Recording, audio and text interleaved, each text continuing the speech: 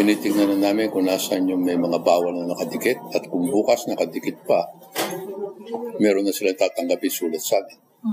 And they have 3 days to act on They it. have 3 days to act on it.